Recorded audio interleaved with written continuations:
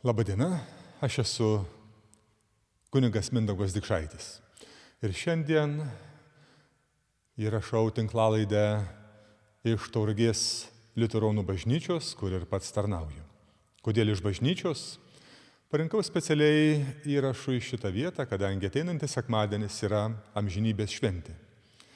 Tai yra paskutinis bažnyčios metų sekmadienis, metų pabaiga, kada ir mes kreipiame savo žvilgsnius šiek tiek toliau, ne tik tai rytojų, bet ir į tai, kas dar yra toliau. Na, kai kas galite sakyti, jeigu mes nežinome, kas bus rytoj, tai kaipgi žinosime apskritai, kas bus dar toliau ir kas yra amžinybė. Taip, jeigu mes amžinybę esame patys susikūrę iš savo minčių, kaip įsivaizduojame, kas tai yra, taip, tada mes neturime jokio pagrindo. Tačiau mums tokia įžvalga, irgi su daug paslapčių, su daug ir galbūt tam, kad mes neapkrautume savo minčių abejonėmis ar dideliais savo išvedžiojimais, Dievas duoda tokių įžvalgų apie tai, kas yra amžinybė. Ir kartais mes irgi painiojame amžinybę, kad tai yra tik tai ateitis, kad tai yra dangaus karalystės sinonimas ar Dievo karalystės sinonimas. Tačiau amžinybė yra šiek tiek daugiau. Dievo karalystė yra amžinybės dalis. O amžinybė tai yra ir ateitis, amžinybė yra praeitis ir be abejo amžinybė yra dabartis. Tai yra vienintelis dalykas, vienintelis laikas, kuriame mes galime kažką pakeisti, kuriame mes galime leisti ir Dievui keisti mus.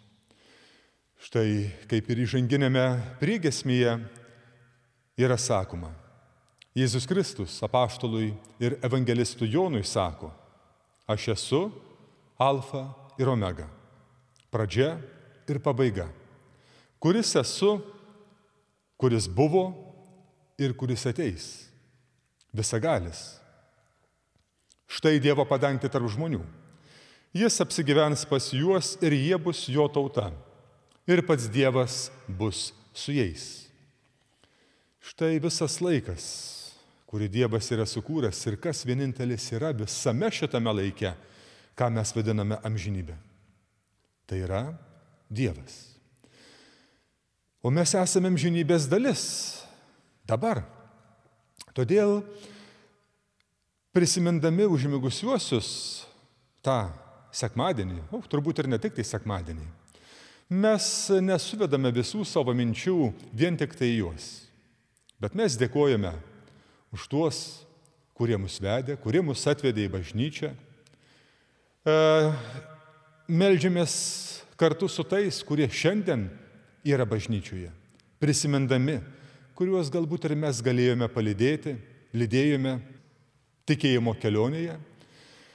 Ir žinodami, kad kelionėje yra ne tik tai kelias dabar čia, bet yra ir daug kryžkelių. O jeigu eini kelionėje, tai turi žinoti ir kas yra tikslas, antraip tik klaidžiosi be jokios prasmės. Todėl eidami keliu mes turime matyti tam tikrus kelio ženklus, kurie stovi mūsų gyvenimo kryžkelėse. Krikštas, konfirmacija, šventoji vakarienė. Ką šitie kelio ženklai rodo, kam jie yra skirti, kam jie yra įsteigti čia. Ir mes galbūt amžinybę per daug susijęme su užmigusiaisiais. Mes negalime pakeisti užmigusiųjų amžino likimo, bet Dievas mums dabar kalba. Dievas kalba mums dabar. Ir kada mes žvelgiame į amžinybę, ar su liūdesiu ir baime į tai žiūrime. Bet jeigu mes žvelgiame į tą, kuris kalba, kuris savo žodžiu mus stiprina, ir kada mes su baime galbūt žvelgiame ir į tai, kas mūsų laukia, tai žinokite, dabar yra tas laikas, kuriame pasiklausykite, ką Dievas kalba ir ką Dievas tau siūlo. Per pranašą Izaiją ką Dievas sako? Ar jis kviečia į liūdesį, į baimę, į neviltį? Ko vertas žmogaus gyvenimas? Štai kuriu naują dangų ir naują žemę. Atkreipkite dėmesį. Dabar kuriu naują dangų ir naują žemę. O to, kas buvo, niekas neatmins, į galvą niekam neateis. Džiaukitės, linksminkitės amžinai tuo, ką aš kuriu. Jeruzalė, tai yra ne tik tai tą geografinį miestą, bet savo bažnyčią, tą kalną, ant kurio yra skelbiama geroji žinia, Evangelija. Ja aš kuriu kaip džiaugsmą, kad jūs nebijotumėte. Todėl mes turime peržvelgti savo mintis ir savo galbūt idėjas ir pasvarstymus, kas manęs laukia, kas laukia mūsų visų, kas mums yra pasiūlyta ir pagalvoti, ar mes priimame tai, ką gali duoti ir ką siūlo ir ką duoda tas, kuris jūs stiprina, kuris jūs linksmina. Amžinybės šventė. O jeigu yra šventė, tai kodėl mes turime liūdėti? Ar šventėje mes liūdime, šventėje mes džiaugiamės. Tačiau būna kartais net vestuvėse. Matome liūdnų ir susirūpinusių žmonių.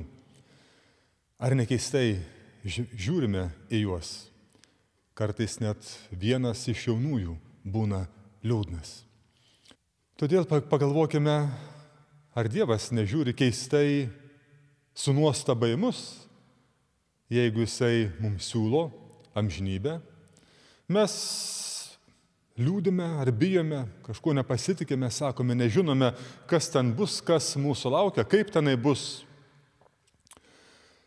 Kartą kalbėjau su pažįstamu ir štai jisai sako, mano močiutė labai tikinti, kiekvieną sekmadienį būna bažnyčioje, tačiau štai žiūrėkite, koks tas krikščioniškas tikėjimas yra netikras, nes jinai taip meldžiasi, bet jinai taip bijo mirties. Ir jisai, kaip ir daugelis žmonių, perskaitė visas įmanomas filosofinės, religijotyrinės knygas, žino apie kitų tautų religijas, žino apie kitas religijas. Ir sako, o Buda, jisai nebijo mirties. Problema yra tai, kad jisai sulygina savo močiutę su kitų religijų įkūrėjais. Tai galbūt šiek tiek ir nesąžininga būtų, nesąžininga ir yra. Ir todėl esu vietoje, kurioje būtent yra skelbiama, kad mes neturime bijoti. Todėl esu bažnyčioje, kurioje yra sakoma apie tai, ką vienintelis, kuris gali pasakyti, kas yra šią pusybėje ir kas yra anapusybėje. Ką Jėzus Kristus sako. Galbūt tai močiutei nebuvo paskelbta, taip yra bendruomenių bažnyčių, kur yra skelbiamas tik tai įstatymas, tik tai gąsdinimas žmonės ir, tokie pasiūlymai irgi nuraminantys, galėsite išsipirkti kažkada laikui atėjus, kada mirsite, namiškiai galės išpirkti. Taip, kažin, ar bus galima, ar bus sudaryta tokia galimybė. Remdamiesi Jėzumi Kristumi, mes turime šiek tiek kitokį vaizdą apie tai, kas mūsų laukia ir kas yra mums pasiūlyta. Todėl aš esu toje vietoje, bažnyčioje, kur yra skelbiama ne tik įstatymas, bet ir Evangelija. Geroji naujiena, geroji žinia apie tai, ką Dievas duoda, ką Dievas siūlo ir ne tik tai, ką siūlo, bet ir ką Jisai yra pats pelnęs, ką Jisai pats yra užtarnavęs. Čia bažnyčia. Kas yra bažnyčia? Tai yra vieta, kur mes galime susirinkti, viena prasmė. Ir bažnyčia yra tikinčiųjų surinkimas. Kur 2 ar 3 susirenkame Kristaus vardu, ten aš esu tarp jūsų, Jėzus Kristus sako. Ir bažnyčia yra dangaus karalystės dalis, štai čia, laikinume. Ir čia yra sankryža, kur yra tie kelio ženklai, malonės priemonės teikiamos, kur kelio ženklai, rodantys, kur yra mūsų kryptis.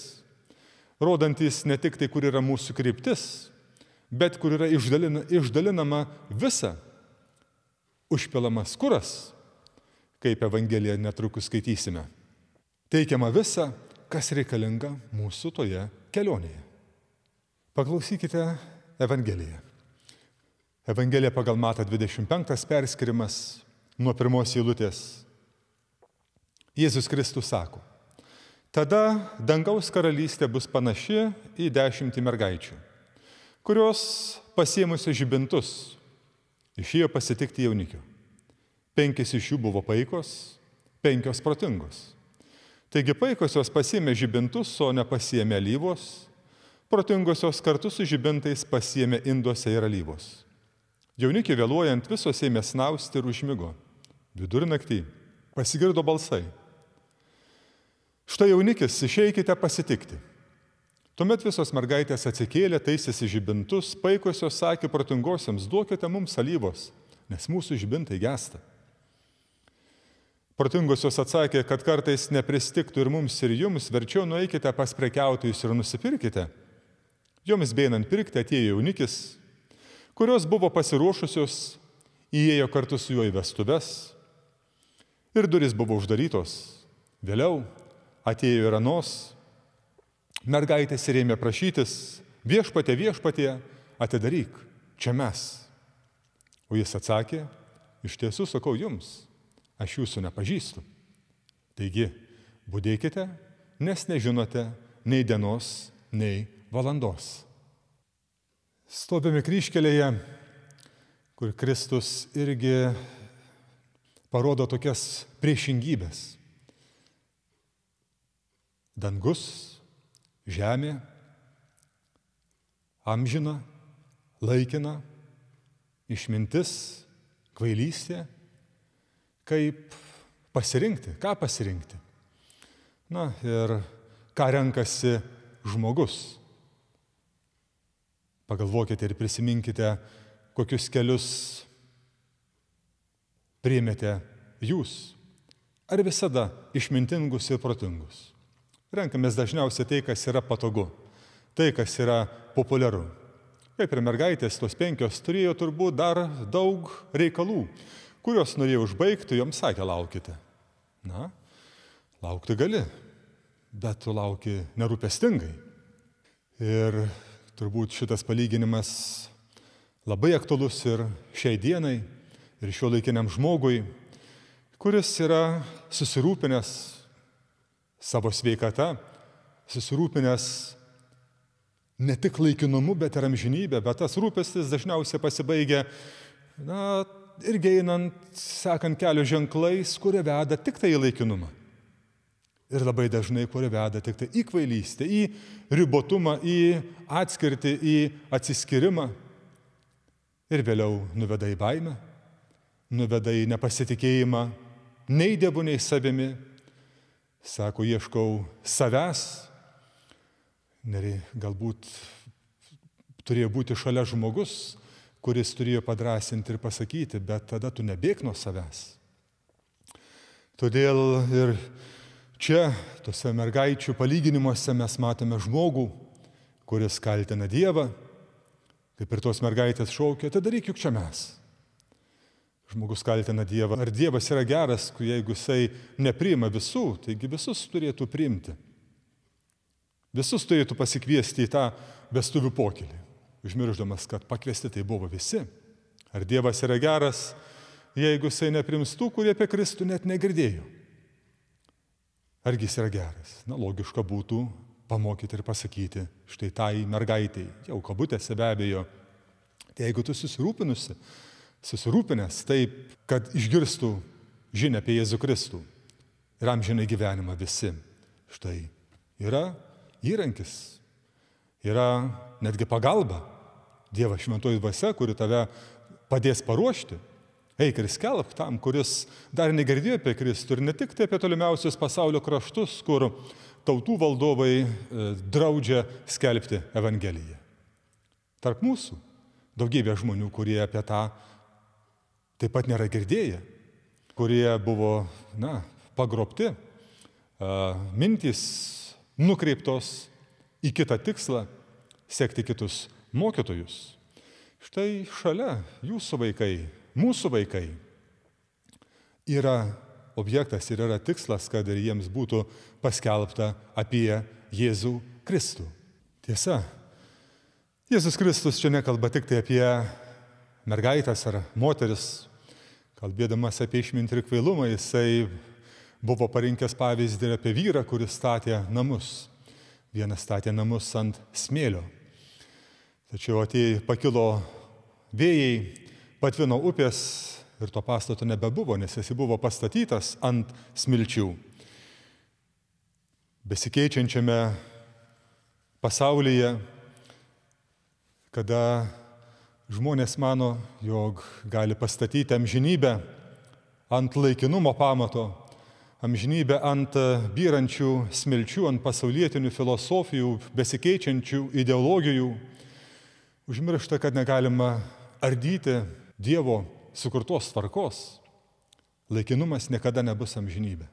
Mes ir matėme tas ideologijas, kada žmonės įtikėjo ir norėjo sukurti dangų žemėje, o vietoje to mes žinome, kas atsitiko. Pražuvo šimtai, buvo pražudyta 100 milijonų žmonių. Ant byrančio smėlio, ant besikeičiančių laikinų pasaulio ideologijų, idėjų niekada nesukursime tvarumo, niekada nesukursime ilgalaikio pastato. Apskritai visą, ką sukuria žmogus, jisai tai gali sukurti tik tai laikiną. Tačiau yra tas, kuris gali padaryti. Viename palyginime Jėzus Kristaus buvo paklausta, tai kasgi gali išsigelbėti? Kada Jėzus kalbėjo apie jauną turtuolį, sako, lengviau kupranugarui perlysti per adatos skylutę, negu turtuoliui patekti į dangaus karalystę. Tai kas tada galės, klausė mokiniai. Žmogui tai neįmanoma, bet Dievui yra įmanoma. Ir ta adatos skylutė yra šioje vietoje.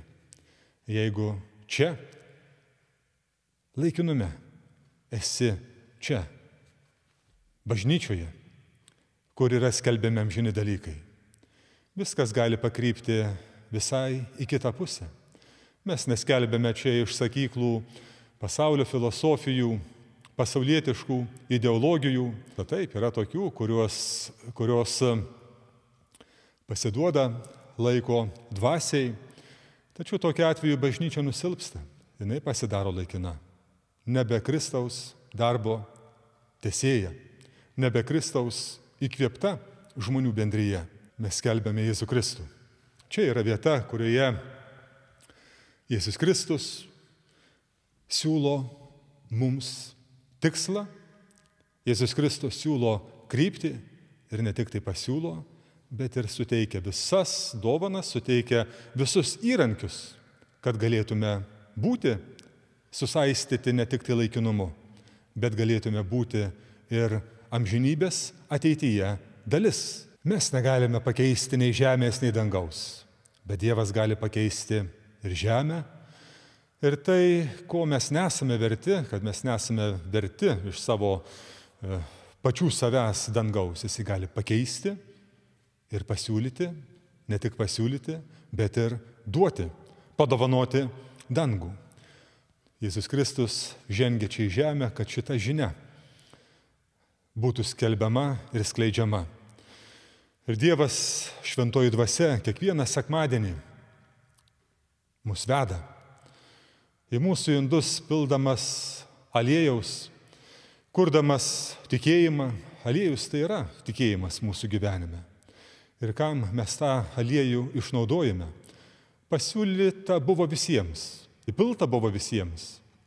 Galbūt jisai buvo iššvaistytas, jeigu dar nematote kažkas to tikslo ir kelio. Galbūt jisai buvo išlietas, sakėte, kad yra nereikalingas. Ir kiekvienas sekmadienis yra proga ateiti ir išgirsti dar ir dar kartą. Net jeigu jautiesi nemylimas žmonių, jautiesi nuskriaustas, čia yra vieta, kur tau kiekvieną sekmadienį bus sakyta, yra vienas, kuris tave myli. Tai yra Jėzus Kristus. Todėl, mylėjai, duodamas žibintą, duodamas aliejų, Dievas mus ruošia. Ruošia ne mirčiai, ruošia mus gyvenimui. Tad imkite gyvenimo dovanas čia, šiame laikinume, naudokite jas, dalinkitės su kitais, skelbkite kitiems, kad kuo daugiau žmonių galėtų džiaugtis tame vestuvių pokylyje, kad kuo daugiau žmonių galėtų vestuvėse būti ne liūdni, bet matyti džiaugsmą. Kristus yra arti, jis yra šalia mūsų visų. Būkite palaiminti. Amen.